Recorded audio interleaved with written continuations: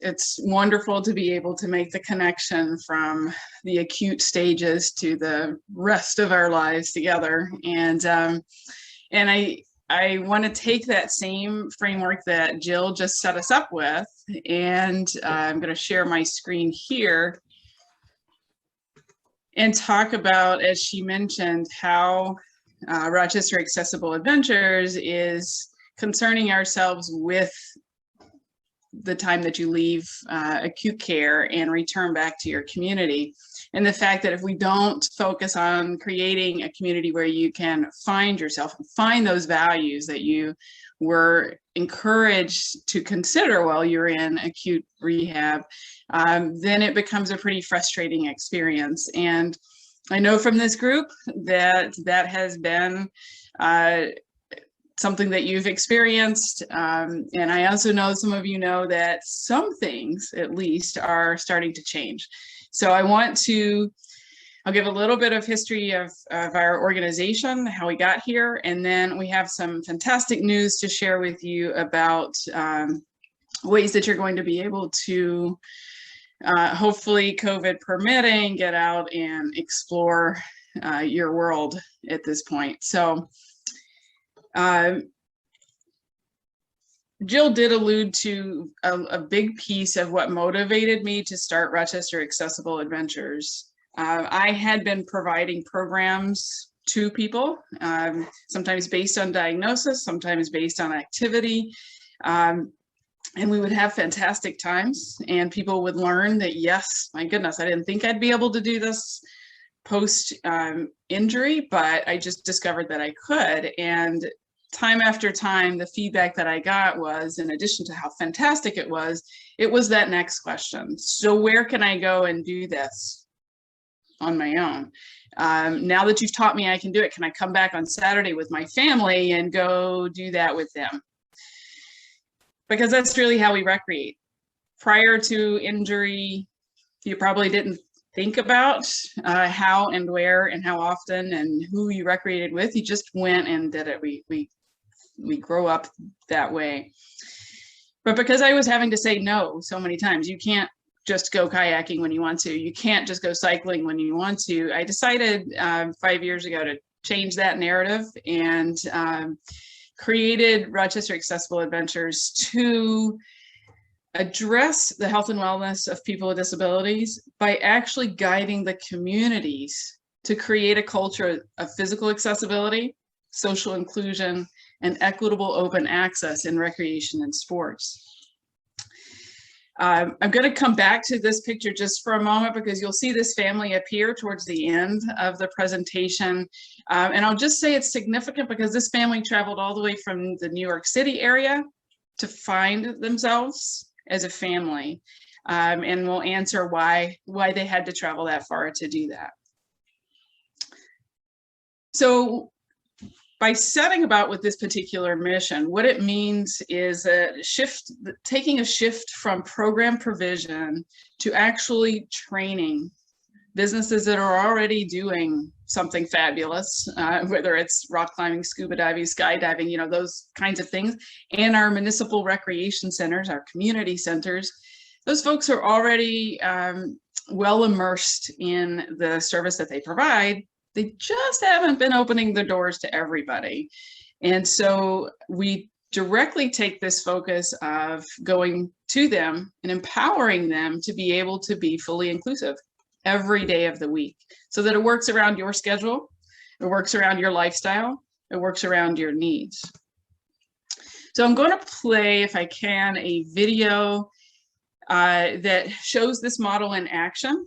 And then I'll be able to show you where else this is happening and how you can be involved. So let's see.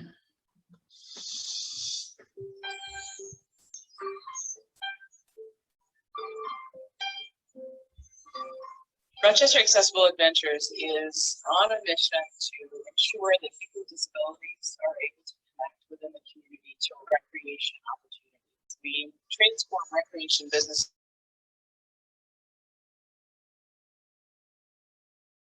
by training them. A family wakes up on Saturday morning and says, what should we do today? But the options for family that has a member with a disability is not the same as a family without a person with a disability. And we want to level that playing field. Dave and I have always done a lot of outdoor activities. Anything from skiing, swimming, hiking, mountain biking. And when Marcel came along, we are trying to do as much of that as we can with him and as a family too. So we heard about the extravaganza on the Erie Canal and decided to go and try out kayaking. And we had a great time. We loved the kayaking. It was the first time experience. I have not seen a model in the community where a business is trained and motivated to include people with disabilities. But I think the RAA model is pretty unique and different, and probably has a good chance of sustainability if the business finds that it's useful for them and people come.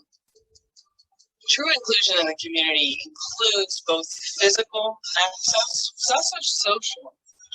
The family knows that they feel welcome there, and they know that staff are confident when they're engaging with them, and that they're able to use that equipment, and that we've created a whole culture of inclusion.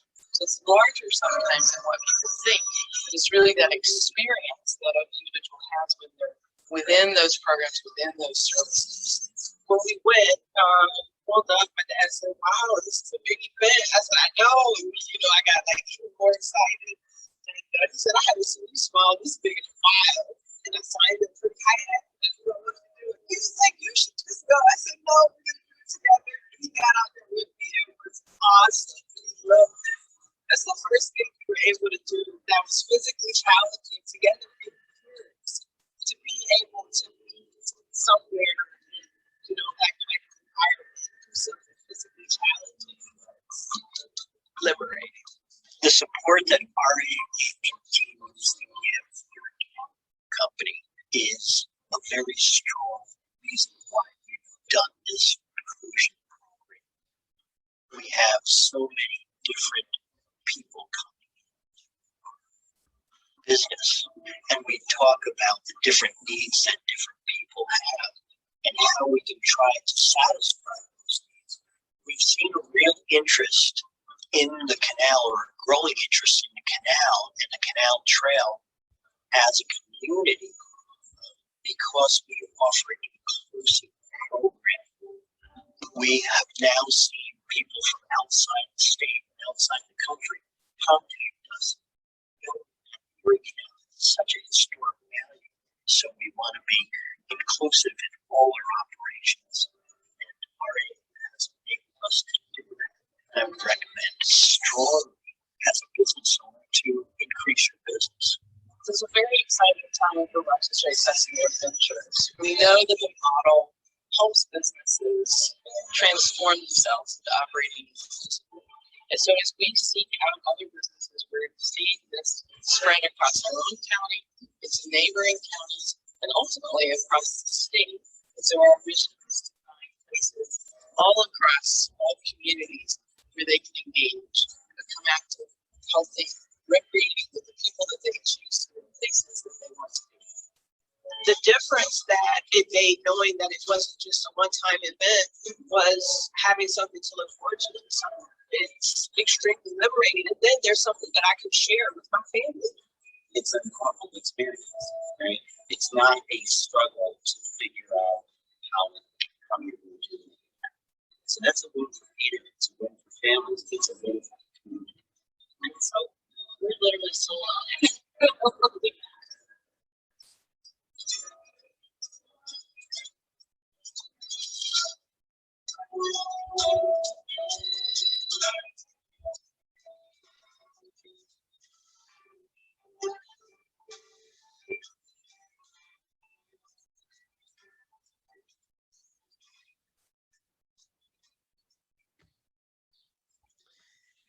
So that visual gives a little bit of the comprehensive approach that we're taking when we're working with an organization, because you see so many working pieces in that, I think, that are important to recognize. The owner and their staff need to, no matter who the summer staff help are, right? They need to understand the equipment. They need to understand this culture of inclusion that Peter, the owner, has built around his business. They need to understand that equipment and how to use it. So we work behind the scenes with a business over time. These are multi-year contracts that we have with businesses because we believe that getting to inclusion is a process. Getting a place to understand the adaptive equipment and the modifications that they need to have is a process. And addressing things like staff retention or seasonal staff, that kind of thing, that's ongoing. And if we only do it as a one-time focus, it won't stick. So with our model, then we have currently worked with 11 community health inclusion partners, what we call CHI. And that's a growing list, a little waylaid by COVID, but we're back in the swing as recreation businesses are opening back up again. But we do focus with municipal community centers, schools, after school camp type programs, independent recreation businesses like Erie Canal Boat Company. We also work within higher education because we need the next wave of professionals in the field of recreation and tourism to understand these concepts as well and to be trained in them. So we know that over 550 individuals have been participating because of our work over the past several years. And that's very encouraging. We also know that we need many, many more places operating this way, because just in this group alone, if we came to your hometown and we were working within your hometown, that's what needs to happen. So we see this as proliferating and growing as we morph through geographically across the region. So I'll tell you a little bit more. You'll see this in action as we continue. We are, with COVID, we pivoted to an online training that was developed by SUNY Portland, but that we could get in front of people to begin working on this idea of having inclusion allies, that if we can give people some basic understanding now, whether or not they have ever met a person with a disability, but let's start training this as a value. And that's been successful in across the year as we're looking to train at least 2,000 people. And then I'll tell you a little bit more about the Western New York Adaptive and Inclusive Sports Collaborative that also formed right before COVID, and tell you how that's impacting you. But to go back to what Jill was talking about in that acute setting and why that's so important that people hear opportunity when they're in acute settings. And just, you guys could tell me, right? If anybody said anything positive to you, it stuck. If anybody said anything that seemed more limiting, hey, you'll never walk again. Okay, but could we just hear about the fact that you can rock climb, scuba dive, skydive, needle point, whatever your value was that you found valuable before your injury, that you can find ways to achieve that? Wouldn't that be pretty powerful? And so we do a lot of behind the scenes training with occupational therapists, physical therapists. We collaborate with the TR specialists because we know that they understand this, but we want to help them in that rehabilitation setting. Doctors and nurses, inpatient and outpatient rehab, getting into disability support groups so that it's being talked about there too, and that it becomes an expectation that we are staying active, we're staying healthy. So we go across disabilities, from intellectual and developmental disability to physical disability, because that's what we need to push out through the community, is this kind of understanding. And yes, the community at large is one of my targets. So our goal is really to make sure, again, that the community is ready to help you continue on in your journey with the things that you find valuable, whether it's a social, emotional, physical, spiritual quest that you were participating in prior to your injury, that you're able to do that. And for us, I always like this graphic, because language changes constantly, but equality sounded great. But if you apply it specifically to cycling, for instance, just giving everybody the same bike doesn't actually work. And so our approach needs to be tailored. And we've seen that today, whether it's talking about modifying exercises, we need people that can modify those across people's various needs. And that's a very important piece. So I'm going to switch now with that model in mind, and let's explore what we're going to continue on what Jill started with, is this idea of what kind of benefit were you getting in things that you were participating in. And if you don't want to, if it's been a while and you don't want to try to even think back that far, let's just start with today. What do you wish you could be doing? What do you know about yourself that you wish you had an outlet for? And let's talk about this summer. So I've introduced you to Erie Canal Boat Company through that video, and they're located in Fairport, and they also have a space in Lockport at Wide Waters Marina. And his vision as a business owner is now to expand across the Erie Canalway. We're working together on a swath of about 150 miles from Syracuse-ish area up over towards Buffalo. And so across the corridor, we're working actually with the Erie Canalway National Heritage Corridor folks to make this happen even more, with more prevalence. And so what's really cool, I know you saw the Hoyer lift, but that dock has now gone under complete renovation this summer, and opening up in mid-June will be the new launch, which you can see up in the top right-hand corner, made by a company called Board Safe and specifically tailored to this site. So you can see some of the new boardwalk in there, the new ramp that they've built, and then this accessible launch will be coming out of this position here. So we're all going to learn this space again this summer. It's going to be very exciting. We're not going to do grand extravaganzas just because of COVID, but I know that we will be introducing you to these spaces. With also some really great excitement, we've been able to help the Village of Brockport at their Welcome Center include an accessible launch. So this piece right here, this whole area is constructed by Board Safe as well, but we were able to procure the funding for this accessible launch, which has a bench that people that are able to use it would be able to graduate down in a seated position into the boat and out of the boat. And there's also other accessibility features that will be built into this for various ways of assisting people getting in and out. And it's on the, both of these will have the roller access systems for easier entry and exit. The space in Whitewaters Marina has a different type of dock there, but you can see a ramp coming down, a big floating dock, and then another roller access piece here. And that's been in use now. I think this is either his third or fourth year losing track, but that's happening there in Lockport as well. So many ways at this point, much more frequency of people being even able to access it with the adaptive equipment that they need. And what's cool is that Peter, as a business owner, it's not just an accessible launch. He actually has the equipment and the knowledge to get folks out there. So what's coming this summer? We're going to invite you to our pop-up paloozas. We have 3 dates that we will be introducing folks to the new sites, the equipment there. If you've come to these sites in the past, especially Fairport, but you want to try the new one, this is a great time to come. But you know what's really cool? Just to reiterate, he will be open 7 days a week, and you don't have to wait for a palooza. You can just go once he's open. They're waiting on the new dock to be cleared out there at the renovation site, but you'll be able to go, the equipment will be there, and he has the knowledge to be able to connect you to that and help you make those assessments.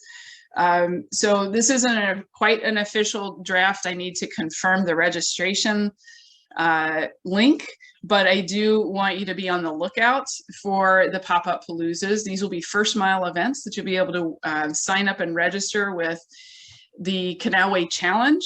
Really fun social way to engage on the canal. You can do any kind of movement on the canal and it counts towards this challenge, whether you roll in your own chair, whether you walk, whether you hop, you know, whatever people want to choose to do on the canal, it counts. You just traverse some time and you can use the adaptive equipment and go with whoever you want, log your miles. And these first mile events, if you haven't put any time on the Canalway, are designed to get you started.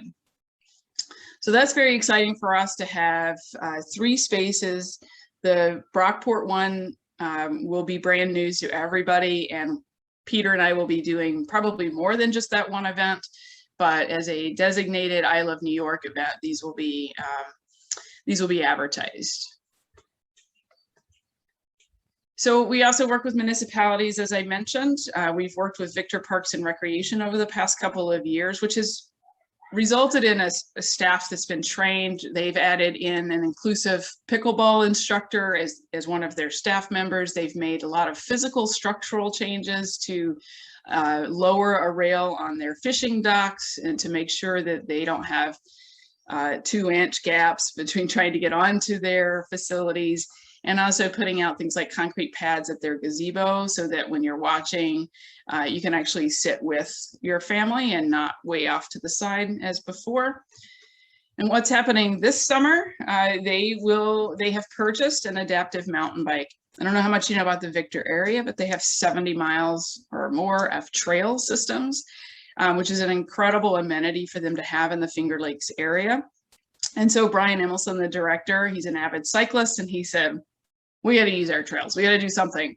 And so he found funding, and they purchased this mountain bike. And I'm just going to try a quick clip here so you can see what this might look like. I go through their little ad. The bike is a dasher, right?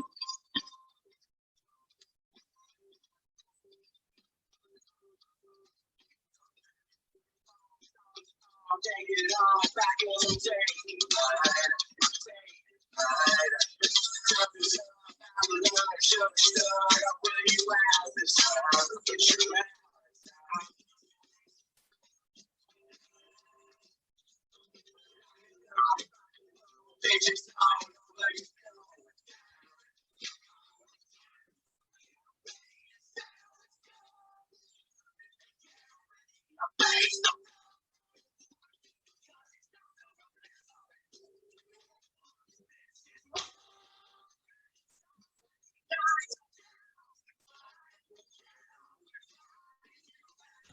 Yeah, they had 10.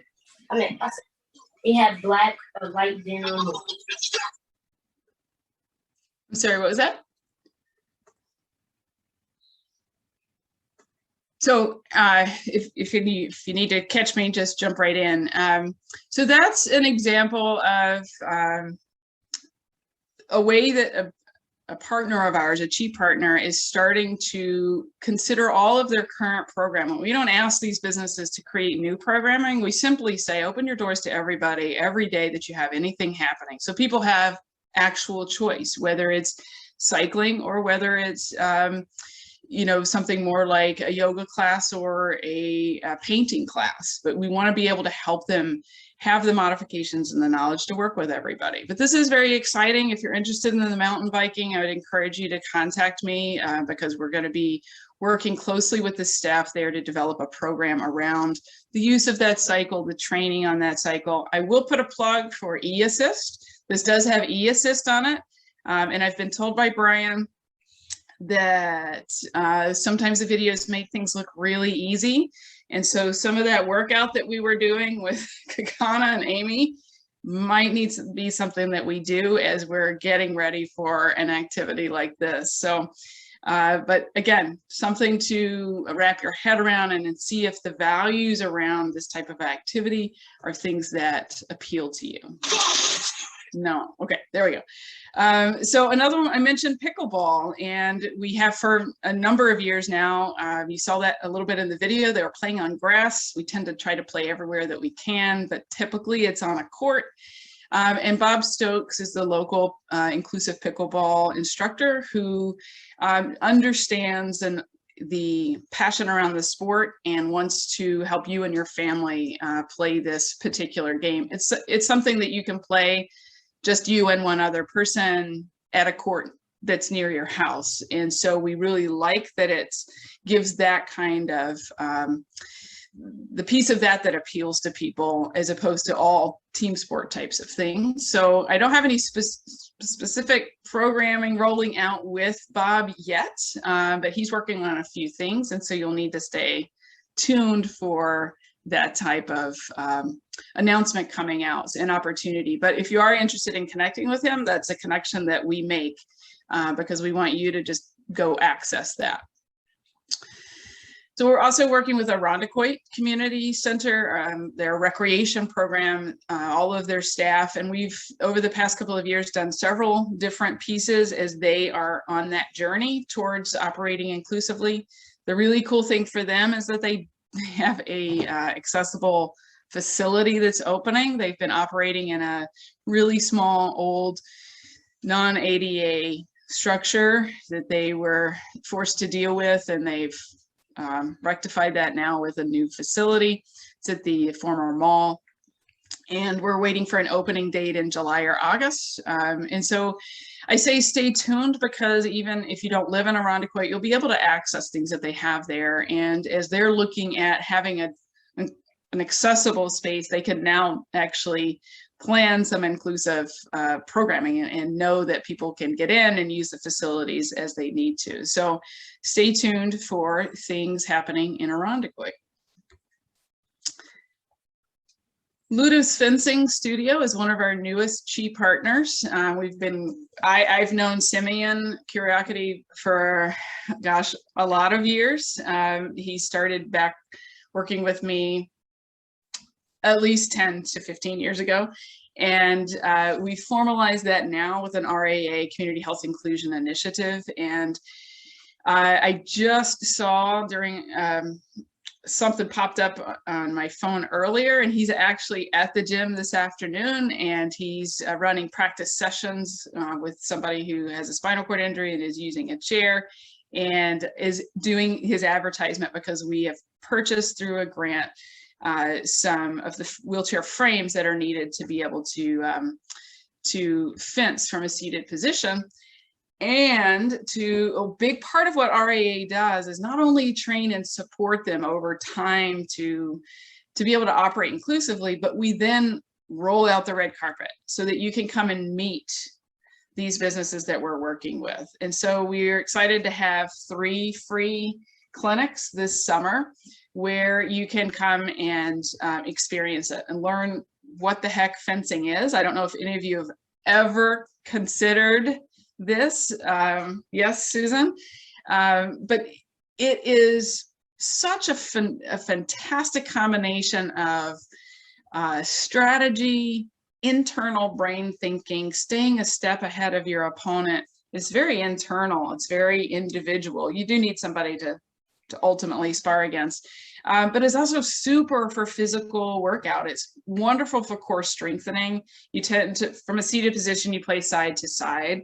And so that's a really great exercise for your body. And you can actually work with your instructor. If you do have a trainer, you can work on that outside so that they accommodate each other and they are synergistic in your training.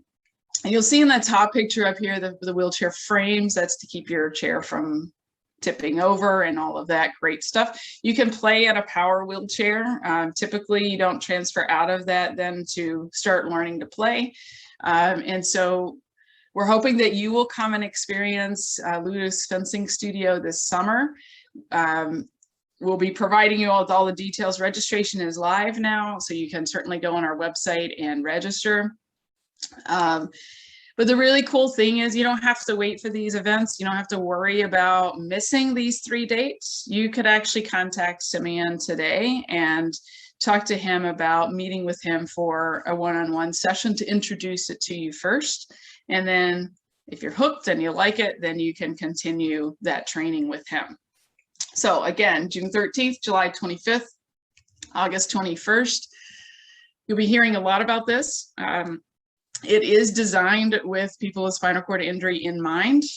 The grant funder has us in mind as a group, and so we'd love to really blow this out with a lot of folks coming. And on the other side of it, Simeon himself is looking for folks that this resonates with, because you may not have ever tried it. You don't know what you're missing, and so I would encourage you to give it a try.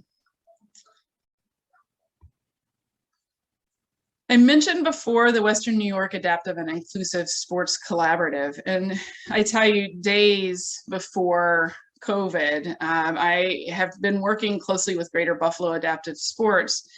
Over the years, they were formerly Sled Hockey Foundation, if some of you are familiar with them. Adam Page is a USA sled hockey player, and he and his dad have been working with adaptive sports for close to 30 years. And so they and I have been talking for a while about the need for a regional approach. That it's really, we've both worked with teams over the years and firmly believe that the best strategy is to take a regional approach to the growth and support of adaptive sports. And we believe that we can get a huge array, much more diverse array of sports opportunities in this region if we take this approach. So we formalized this collaborative, and the pictures here, though they are small, I'll give some words to them, but some of you may know that there's wheelchair basketball. You may not know that there's wheelchair basketball, but there is. We both, Buffalo and Rochester, are working on augmenting so that there's adult wheelchair basketball and youth wheelchair basketball in both regions, and multiple groups that are playing it. Sled hockey has been in both city areas, and we're looking at creating the feeder systems and getting this into any community that has rinks, whether it's an after-school program, whether it's a PE program, whatever. We want people having access to this at an earlier age and then having it across the lifespan. And that's true for all these sports. But working on stand-up hockey, blind hockey, wheelchair lacrosse. Greater Buffalo Adaptive Sports started wheelchair lacrosse 3 years ago. And so now they're coming here to start a group here that would be able to complement playing with wheelchair lacrosse. So if you've been interested in that sport, that's happening. And they just received a grant for becoming the 9th NFL sanctioned wheelchair football team. And so that will be rolling out later this fall as well. So again, you know, it's this idea that there's a ton of sports. We know that there's rugby. We know that our region has quite a few options. We are looking to promote all of those so that people know more immediately what's available in our region and have more than one option. And the reason that's important, and I'll go back to the canal for a minute, because when we opened Peter's place in Fairport, where he was operating inclusively, I get calls from the Brockport side of the world saying, hey, it's a really long drive for me to come over and paddle for an hour. The transportation that I need around that, or I need someone to come with me, that just gets hard. I might come once a summer. You need to come over here. And so that's what began this idea that we spread it and give communities, whatever community you're in, to give you the most option across all of the things that are available in your community, and create them if they're not, if that's a possibility. So stay tuned to this development, because it goes hand in hand with our CHI initiatives, because as we're training communities to value inclusion, then we're giving them things to start and be engaged in. And that's a very powerful combination. So a little bit about, as we're wrapping on our thought process, I've thrown a lot at you, but we'll go back to what Jill encouraged us to do at the beginning. We encourage you to start with a look inside today and discover, if you want to go back, well, what did appeal to me pre-injury, and what have I successfully found again, or what have I maybe not? Why did I put it on a way back burner? And understand a little bit more about why you were doing things that you were, why you do the things that you do now, what's working for you, what's missing. And then we invite you to look around you in your communities and ask yourself, well, what's already here that I just haven't done yet? And one of the things that we do is look at the why. You know, is it because of the big the big T, the big transportation? Is it because of cost? Is it because I don't have anybody to go with? And we work on breaking down those barriers, because we want to just get you to the point where it's, I just haven't done it yet, because that's what everybody experiences, right? I just haven't done it yet. And we want that to be the equal playing field of, okay, now I'll just decide that I'm going to do this thing. And then we want you to help us influence the ability for you to achieve those and find those values, find yourself again, if you don't see an existing match. So a couple of to-do items, we'd love for you to complete our recreation survey. This is a very short 9 or 10 question survey, but it's important to us because those dictate and shape where we go next. So if I get a lot of calls from Irondequoit and I'm getting people saying, well, we're not going to use our community center, you really need to help them. Well, I put Irondequoit Recreation on my list and started to work and build that relationship so that that would become an open door. So if your community, if you don't feel like it's meeting your needs, please share that with us, because that shapes where we go next. I'd also encourage you to follow us on social media. We're on Facebook, Twitter, and Instagram. And when I say we, it's mostly me posting there. So this is the face, this is the person that you would be commenting to or asking questions of. If you like connecting there, I'm there too. And I'd love to have you connect. And the reason why is because even just this morning, I posted something, I share what I find in our community, in the nation, internationally, things that can impact you. And I shared that the DEC, Department of Environmental Control is conservation.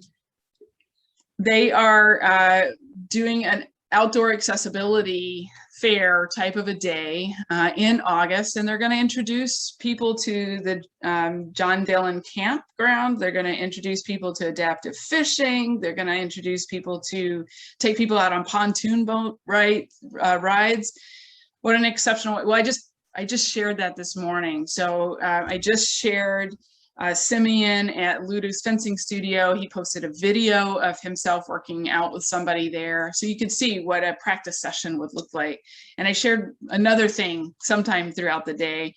And those are three events that may appeal to you. And so I'd love to have you following us on social media so that you can find out those current event types of things, that not necessarily things that are just RAA is doing, but what's happening around us. And I'd love to have you have your input there and have you following us there. So Jill had a list of things, activities, experiences. Here's another one. I'm going to point out, because I pointed out a lot of these, but we'd like you to think, what kind of things, are you a yoga person? Like with Michael and Amy today? Are you, whoa, scuba diving, you got to be kidding. Yeah, it's really cool adaptive equipment that goes along with scuba diving. Parenton just completed a radio controlled dirt car racing raceway, an outdoor one. And maybe you love radio controlled dirt car racing and you want to go out and start doing that. They just posted this, I think 2 or 3 days ago, and it was an article in the DNC. They're looking for funding for accessible platforming around it. I mean, this is going to be something if that appeals to you. It's a very local place to do that. Esports, are you into gaming? There's lots of those communities there, and there's a lot of adaptive equipment coming out around that. We have a skate park, just to put a plug for that. If you're interested in some of that hardcore rugby style movement in your chair, certainly we can talk about utilizing the skate park. But these are the things we'd like you to consider. And back to this family. So the mother had a spinal cord injury, and 20 years before I met her, a couple of summers ago, and she saw an article in a national magazine about what we were doing, and she connected with me and she said, well, can my family and I participate? We're going up to Niagara Falls for the weekend, and I thought we could stop by and do this. And I said, well, tell me more. And then I assured her yes. And she said, but what about this? What about transfer? What about my son? What about my daughter? What about my husband? She told me everything about all of them. And I said, yes, yes, and yes. So they toured through. It ended up being a rainy day the next day. So they stayed in the area. Talk about tourism. Did the museums, did all of that, went to Buffalo, did Niagara Falls. On their way back, they spent another day and a half cycling at Erie Canal Boat Company. So her words to me were, my kids they were around 12-ish years old. And she said, I've never done anything like this with them ever in their lives, because after I had my spinal cord injury, I just said, that's it. I redefined myself. So she couldn't believe, none of them could believe they had this experience. And then she emailed me the next summer and she said, okay, how about whitewater rafting? Where can we go whitewater rafting?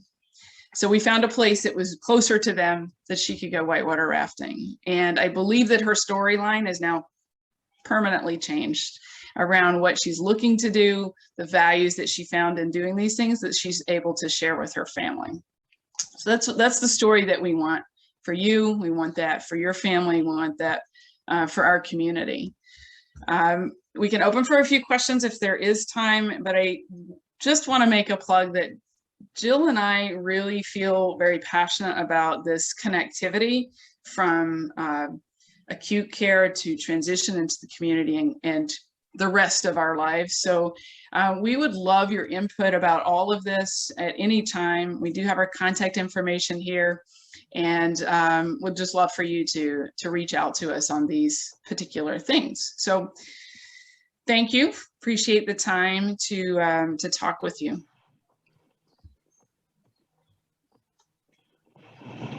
Thanks, Anita. Thanks, Jill. Nice last name, Jill.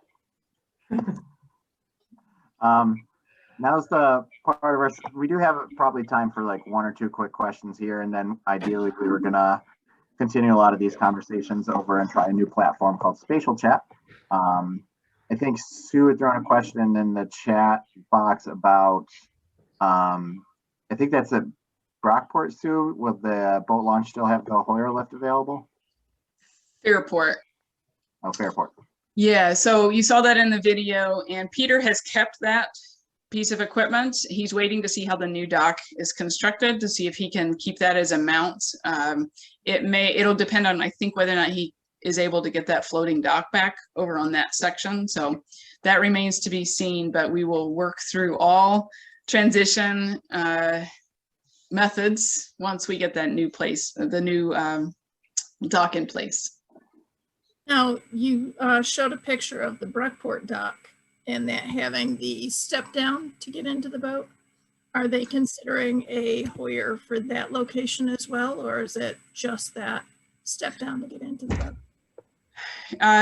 In using the sliding step isn't the only form at that, just if you use what's available at the dock, but the Hoyer is always an option that I would provide. Again, we're all looking to see what they actually look like, how they perform in place once they're in. Both of these docks will be open, I think, totally by mid-July. So that's when we'll go in and perform our real life assessment of using those pieces. So stay tuned to that.